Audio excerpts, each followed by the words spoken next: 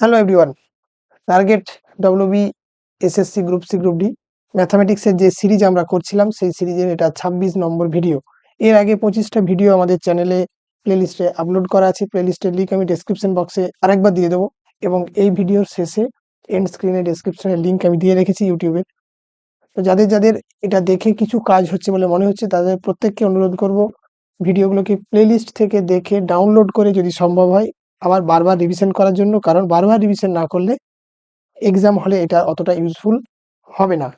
এর প্রসঙ্গে আরেকটা কথা বলে রাখি, এই ভিডিওগুলো শুধুমাত্র যে WB SSC group C group ডিতেই কাজে লাগবে তা নয়, আমাদের পিআরবি অর্থাৎ ডব্লিউবিপি এবং কেপি, ডব্লিউবিপি এবং কেপি বা পিএসসির যে ক্লার্কশিপ, আমি এলডিসি লিখছি, পিএসসি ক্লার্কশিপ, এই জাতীয় যে এক্সামগুলো, প্রতিটা এক্সামের জন্যই এই ধরনের কোশ্চেনগুলো ইউজফুল।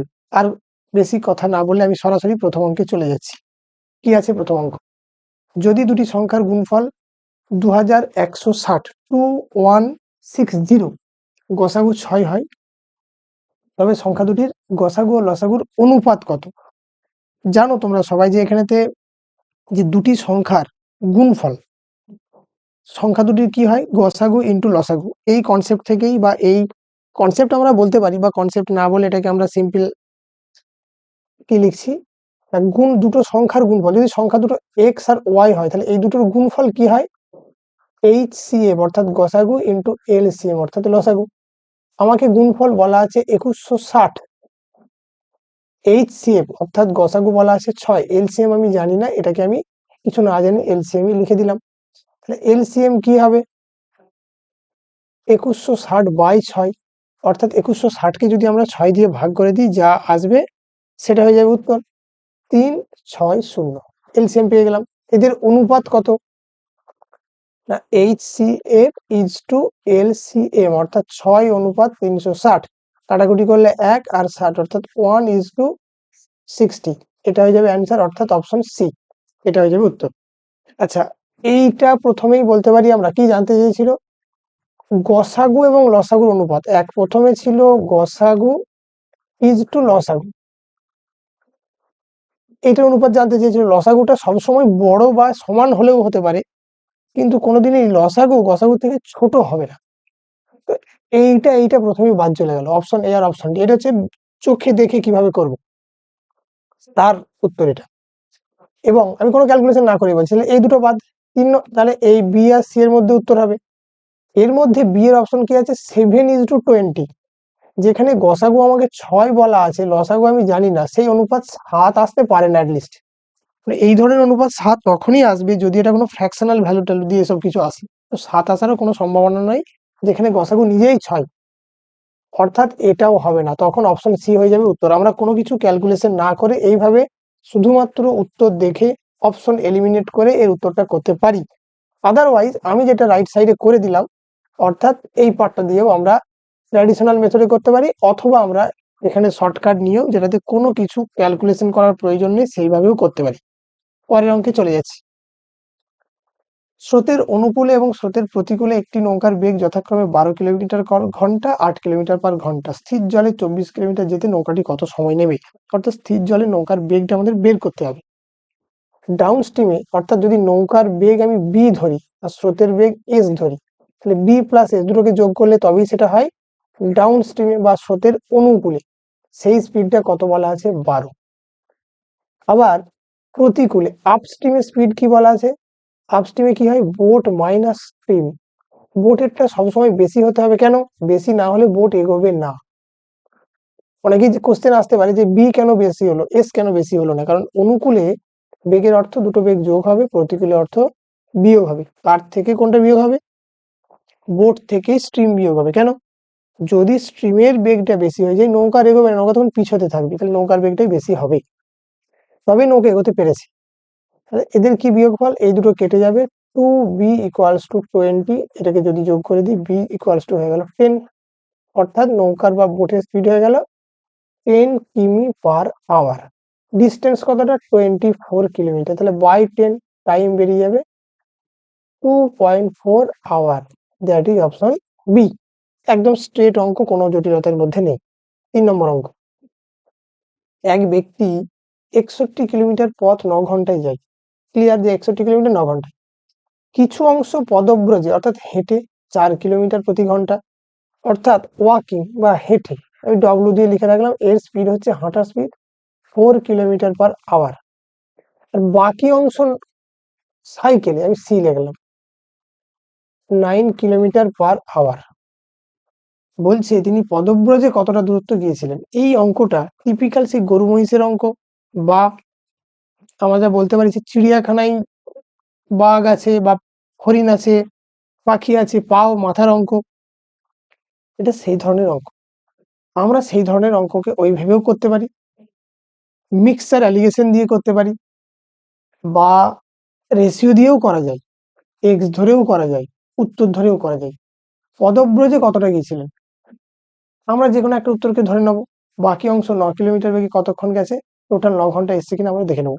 আমি দেখাচ্ছি কিরকম ভাবে, যে হেঁটে গেছে, আর ওই দুটোকে আলাদা, এটা হচ্ছে ওয়াকিং আর এটা হচ্ছে সাইকেল। টোটাল টাইমটা কত আমাকে আসতে হবে, 9 ঘন্টা। হেঁটে গেছে 4 কিলোমিটার পার বেগে, আর সাইকেলে গেছে 9 কিলোমিটার পার বেগে।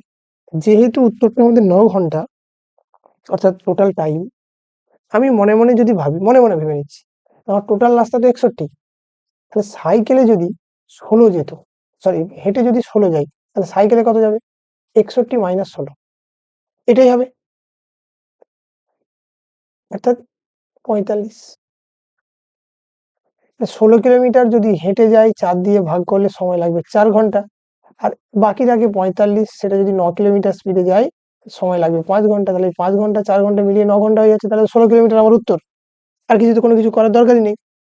16 প্রথমে না থেকে যদি অন্য কিছু আসতো, আমি অন্য একটা ধরে দেখিয়ে দিচ্ছি, সেটা হবে না। যে 24, 24টা 61 থেকে 24 মাইনাস করলে কত হয়, তাহলে এদিকে যাচ্ছে 24, এদিকে 37, এটাকে 9 দিয়ে ভাগই যাবে না, তো ইন্টিজারে উত্তরই আসবে না। প্রথমে এটা বাদ। যদি আমাদের 61 আর মানে 61 থেকে 12 হতো, এদিকে 12 হতো, তাহলে এদিকে হতো 49, সেটাও 9 দিয়ে ভাগ যাবে না, তাহলে এই অপশনটাও হবে না। এইভাবে এই তিনটে অপশনে আমাদের বাদ চলে যাবে, পড়ে থাকবে 16 কিলোমিটার। একমাত্র 16 কিলোমিটার যদি হেঁটে যাই, তবে এই ব্যাপারটা ম্যাচ করছে, আদারওয়াইজ হচ্ছে না। মিক্সার অ্যালিগেশন কি করে করতাম, সেটাও করা যায়। কিরকম, না, একটা স্পিড 4 কিলোমিটার, একটা স্পিড 9, এভারেজ স্পিড কত, 61/9, অর্থাৎ 61 কিলোমিটার রাস্তা 9 স্পিডে গেছে। এখান থেকে এবারে এটা দিয়েও হয়ে যাবে। অর্থাৎ একাধিক নিয়মে আমরা করতে পারি। বা এরকম ধরে নিলাম যে পুরো রাস্তাটাই হেঁটে যাচ্ছে, তাহলে কতক্ষণ সময় লাগতো, বা পুরো রাস্তাটাই সাইকেলে যাচ্ছে, তাহলে কতক্ষণ সময় লাগতো। এই কনসেপ্টটাকে ব্যবহার করে, অর্থাৎ যেটা আমাদের গরু মহিষের অঙ্ক অনেক ছোটবেলায় থাকতো, বা আমাদের এখন কম্পিটিটিভে যেটা বারবার কাজে লাগে, যে একটা চিড়িয়াখানায় কিছু পশু ও কিছু পাখি আছে, তাদের মাথা ও পায়ের মোট সংখ্যা এত, পায়ের সংখ্যা যদি এই হয়, মাথার সংখ্যা যদি এই হয়, কোন ধরনের পশু বা পাখি কতগুলো ছিল, সেই ধরনের একটা অঙ্ক আছে আমাদের, এখন বারবার আসে। তো সেটাকেও আমরা এই কনসেপ্ট দিয়ে করতে পারি। যে কোনো একটা ভাবে করলেই আমাদের হবে, আমাদের সবগুলো নিয়ম একসাথে করার প্রয়োজন নেই। চলে যাচ্ছি পরের অঙ্ক। একটি আয়তাকার বাগানের দৈর্ঘ্য প্রস্থ বরাবর যথাক্রমে 100 মিটার ও 80 মিটার। আচ্ছা, দৈর্ঘ্য প্রস্থ 100 মিটার 80 মিটার, অর্থাৎ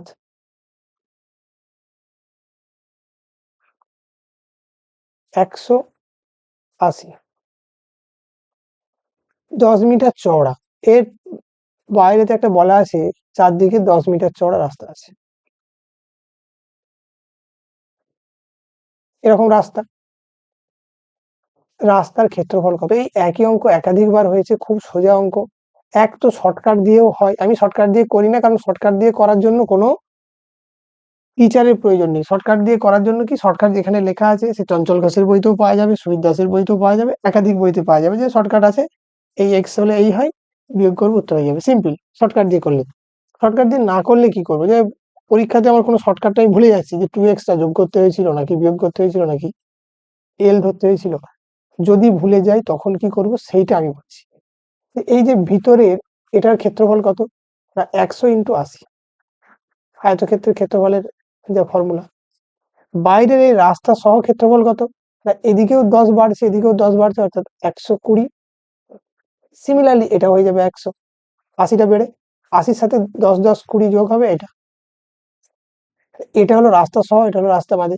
তাহলে রাস্তার ক্ষেত্রফল কত বিয়োগ করে দেবো, 120 ইন্টু 100 মাইনাস 100 ইন্টু 80। আমাদের সুবিধা হয়ে গেছে, এখানে 100 কমন চলে এসছে, অর্থাৎ 120 থেকে 80 বাদ গেলে হয় 40, 100-র সাথে 40 গুণ করলে হয়ে যাবে 4000, অর্থাৎ রাস্তার ক্ষেত্রফল চলে 4000 বর্গমিটার। তাহলে অপশন ডি হয়ে গেল আমার উত্তর। এখানে কোনো শর্টকাটই নেই, একদম ডাইরেক্ট আমার উত্তর চলে এলো। এটা হচ্ছে যখন জাস্ট কনসেপ্ট বেস অঙ্ক।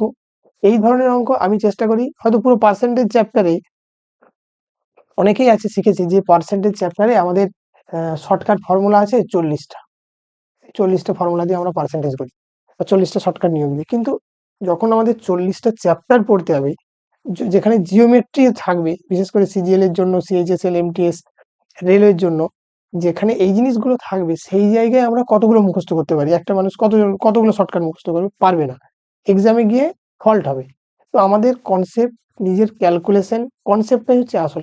কনসেপ্ট যদি ঠিক থাকে, তার উপর বেস করে আমরা অঙ্ক করতে পারবো। তো মেইন জিনিস হচ্ছে কনসেপ্ট, কনসেপ্ট প্লাস হচ্ছে আমার প্র্যাকটিস। এই যে ক্যালকুলেশন, ক্যালকুলেশনে আমাদের এত কিছু সমস্যা হয়, আমাদের কি করা উচিত? বারবার বারবার ক্যালকুলেশন করা উচিত। ক্যালকুলেশন আমরা যত করব, তত আমাদের ক্যালকুলেশনের স্পিড বাড়বে, আদারওয়াইজ ক্যালকুলেশন হবে না। আমি পরের অঙ্কে চলে যাচ্ছি। পরপর 7টি সংখ্যার গড় 20 হলে বৃহত্তম সংখ্যাটি কত? এই অঙ্কটা আমি আগে একবার বলেছিলাম যে কিভাবে অঙ্কটা আসে। গড় 20, আবার 7টা, এটা অড, অর্থাৎ এই জায়গায় একটা সংখ্যা বসে আছে, এর ডান দিকে 3টে এবং বাম দিকে 3টে সংখ্যা আছে। সরি, এটা নয়, গড় 20 অর্থাৎ এইখানে আছে 20, অর্থাৎ এটা হচ্ছে 19, এটা 18, এটা 17, 21, 22, 23 পরপর সংখ্যা বলা আছে। যদি আমরা ক্যালকুলেশন করে দেখি, দেখবো যে এদের সব থেকে মানে এই টোটাল সংখ্যাগুলোর গড় হয়ে যাবে 20।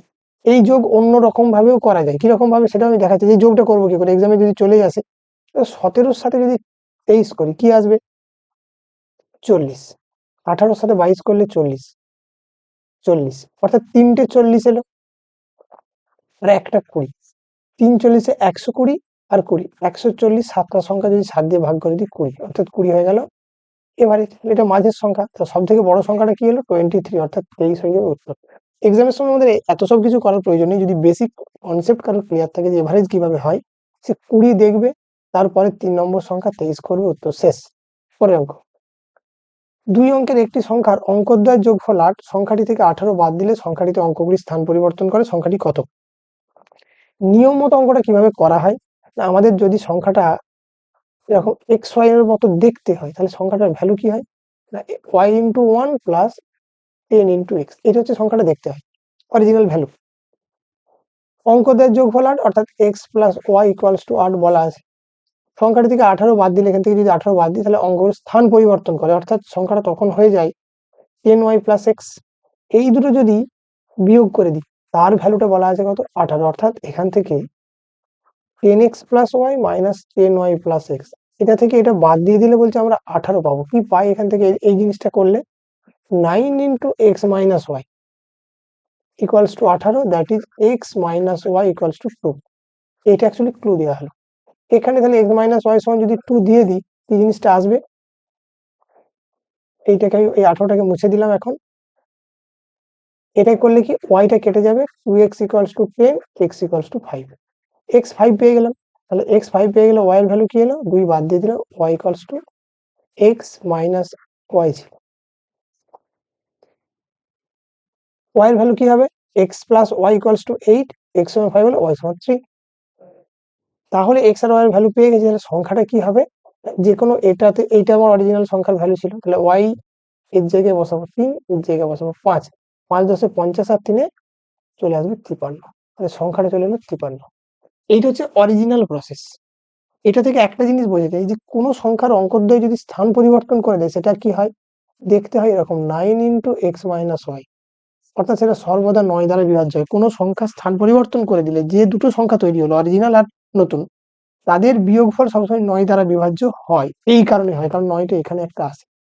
এটা সমান আমরা ডাইরেক্ট 18 লিখতে পারবো, এবং এখান থেকে পারবো এক্স মাইনাস ওয়াই সমান 2 এবং এক্স প্লাস ওয়াই সমান, যেটা আমার দেওয়া আছে 8, ডাইরেক্ট এখান থেকে সলিউশন করে করতে পারি। আদারওয়াইজ কি করতাম? আমরা দেখে নিতাম কি করব, আমরা এখান থেকে অপশনের দিকে তাকাবো, কি বলা আছে, সংখ্যা দুটির অঙ্কদ্বয়ের যোগফল 8, 4টে থেকে 8 দেওয়া রয়েছে, তাহলে এই কন্ডিশনে কাউকে আমরা বাদ দিতে পারছি না। সংখ্যাটি থেকে 18 বাদ দিলে স্থান পরিবর্তন করে। আচ্ছা, এই যে 44 আছে, একে যদি আমরা 18 বাদ দিই স্থান পরিবর্তন করবে না, তাহলে অপশন সি বাদ হয়ে গেল। 35 থেকে যদি 18 বাদ দিই 17 হবে না। 62 থেকে যদি 18 বাদ দিই তাহলে ওটা 26 আসছে না, অর্থাৎ এটা বাদ, 53 হয়ে যাবে উত্তর। কারণ 53 থেকে 17 বাদ দিলে হয় 35, অর্থাৎ স্থান পরিবর্তন করছে। এইভাবেও আমরা এই অঙ্কটাকে করতে পারি, শুধুমাত্র উত্তর দেখে কোনো ক্যালকুলেশন না করে। যদি বেসিক দিয়ে করতে হয় তাহলে রাইট সাইডে আমি এটা প্রথমেই দেখিয়েছি যে বেসিক থেকে অঙ্কটা করলে কিভাবে করতে হবে। আমরা বেসিক ছাড়াও অঙ্ক করতে পারি, সেটা কিভাবে, শুধুমাত্র অপশনের দিকে তাকিয়ে অপশনে কি দেওয়া আছে সেটা দেখে। কিন্তু এর জন্য আমাকে যেটা করতে হবে মূলত বারবার বারবার বারবার প্র্যাকটিস করতে হবে, তবেই আমরা অপশন থেকে উত্তর করতে পারবো। পরের অঙ্ক, এর 90%, বি এর 30% এবং বি ইকুয়ালস টু এ এর 2x% হয়, তবে এক্স ইকুয়ালস টু কত। কি করব, যে কন্ডিশন দেওয়া আছে সেটা লিখব। এ এর 90% অর্থাৎ a ইন্টু 90/100, আমি একদম বেসিক থেকে লিখছি, প্রয়োজন নেই এক্সামে এত কিছু লেখার। বি এর 30%, তাহলে এই জিরো কেটে যাবে, 100 কেটে গেল, 3 দিয়ে এটাকে কাটলে চলে এলো 3, অর্থাৎ বি ইকুয়ালস টু 3a। এইটা আমরা পেয়ে গেলাম। কেউ ডাইরেক্ট এটা দেখেও বি ইকুয়ালস টু 3a লিখে দিতে পারে, যাদের অঙ্ক করা অভ্যাস আছে তারা এটা থেকে ডাইরেক্ট লিখতে পারে, কোনো সমস্যা নেই, কিন্তু তার জন্য আগে অঙ্ক করতে হবে। এবার বলা আছে বি ইকুয়ালস টু, এটা কন্ডিশনে আছে, সেকেন্ড কন্ডিশন, a 2x%, অর্থাৎ a ইন্টু 2x/100, এটা বলা আছে, তাহলে এক্স এর ভ্যালু কত। আমরা এখানে দেখতে পাচ্ছি যে a এর সাথে 3 গুণ করলে b আসে, আর এখানে দেখতে পাচ্ছি a এর সাথে 2x/100 গুণ করলে আসে। তাহলে এটা আর এটা, এই দুটোকে যদি আমরা কম্পেয়ার করি, কোন দুটোকে, এই 3a আর 2x/, অর্থাৎ 3a equals to 2x/100, sorry 3a নয়, 3 ইকুয়ালস টু 2x/100, তাহলে x এর ভ্যালু কি হবে, 3 ইন্টু 100/2, এটা চলে এলো 50, অর্থাৎ 150, তাহলে x এর ভ্যালু কি চলে এলো 150, অর্থাৎ অপশন ডি। এটা হয়ে গেল উত্তর। আশা করি কোনো সমস্যা হবে না, উত্তর ধরেও করতে পারতাম, দরকার নেই, আমাদের ডাইরেক্ট এটা চলে আসছে, কোনো সমস্যা নেই। পরের অঙ্ক, কোন ত্রিভুজের 3টি কোণ যথাক্রমে তিনটে বলা আছে, 3x degree, 2x - 7 degree, 4x - 11 degree হলে x কত। খুব সোজা অঙ্ক, তিনটে যোগ করে দিয়ে 180, 3x 2x 5x যোগ করলে কি হয়, 3 আর 2 5 আর 4 9, 9x - 7 আর 11, অর্থাৎ 18, 180, এটাও ডিগ্রি, আমাদের দরকার নেই। 9x ইকুয়ালস টু কি হবে, 180 প্লাস 18, অর্থাৎ 198, x সমান বাই 9, অর্থাৎ 22, অর্থাৎ অপশন বি। খুব সোজা অঙ্ক, তিনটে কোণে যোগ করে 180 সাথে সমান করে x এর ভ্যালু পেয়ে গেলাম 22। পরের অঙ্ক, একজন মোটর আরোহী এ থেকে বি স্থানে 20 কিলোমিটার পার ঘন্টা এবং 30 কিলোমিটার, আচ্ছা এরকম এ একটা জায়গা, বি একটা জায়গা, এখান থেকে গেছে 20 কিলোমিটার পার আওয়ার, ফিরেছে 30 কিলোমিটার পার আওয়ার। জানতে চেয়েছে গড় গতিবেগ বা এভারেজ কি ছিল। বারবার বলেছি যদি ডিস্টেন্স ফিক্স থাকে, এ থেকে বি, বি থেকে, অর্থাৎ একই জায়গা, ডিস্টেন্স ফিক্স, তাহলে কি হয়, ডিস্টেন্স ফিক্সড হলে এভারেজ স্পিড বা গড় গতিবেগ, বা এই যে জানতে চাইছে গড় বেগ কি হয়, 2ab/a+b, অর্থাৎ এ একটা স্পিড, বি আর একটা স্পিড, এখানে কি হবে 2 ইন্টু 30 ইন্টু 20, বাই দুটো 30 আর 20 যোগ করলে হয় 50, 50, শূন্য শূন্য কেটে দিলাম, 5 6 30, অর্থাৎ 6 2 12, 12 2 24, একক এখানে কি আসবে, কিলোমিটার পার ঘন্টা, অর্থাৎ অপশন ডি হয়ে গেল এই কোশ্চেনের উত্তর। পরের প্রশ্ন, তিনটি সংখ্যার অনুপাত 1:2:3 এবং তাদের গসাগু বা HCF 12 হলে বৃহত্তম সংখ্যাটি কত। এটাও খুব সোজা অঙ্ক, এটা যদি x 2x 3x হয় তাহলে এদের গসাগু কত হয় x, সেটা সমান বলা আছে 12। কি জানতে চাইছে বৃহত্তমটা কত না 3x, 3 into 12 that is 36, option C. এটাও খুব সোজা অঙ্ক ছিল, ওটাই ছিল লাস্ট অঙ্ক। এখানেতে আমরা স্ক্রিনে যেটা দেখাচ্ছি যে প্লেলিস্ট লিঙ্ক ফর পুরো যে আমাদের 25টা ভিডিও দেওয়া আছে, তার এইটা হচ্ছে প্লেলিস্টের লিঙ্ক। এই লিঙ্কটা আমি ডেসক্রিপশন বক্সেও আলাদা করে দিয়ে দিচ্ছি। এই লিঙ্কটাতে ক্লিক করলে আমাদের 25টা এবং এটা নিয়ে 26টা ভিডিও দেওয়া আছে। 260-70টার উপর অঙ্ক দেওয়া আছে। আমি খুব তাড়াতাড়ি 30টা ভিডিও আপলোড করে দেবো। 300টা খুব ইম্পর্টেন্ট অঙ্কের ক্লাস এখানেতে, যেটা ডব্লিউবিপি এর জন্যও খুব ইম্পর্টেন্ট। ডব্লিউবিপি এর রিসেন্ট যে সমস্ত পরীক্ষা হয়েছে তার জন্য খুব ইম্পর্টেন্ট। আশা করবো এই ভিডিওগুলো সবার জন্য খুব কাজে লাগবে। থ্যাংক ইউ সবাইকে।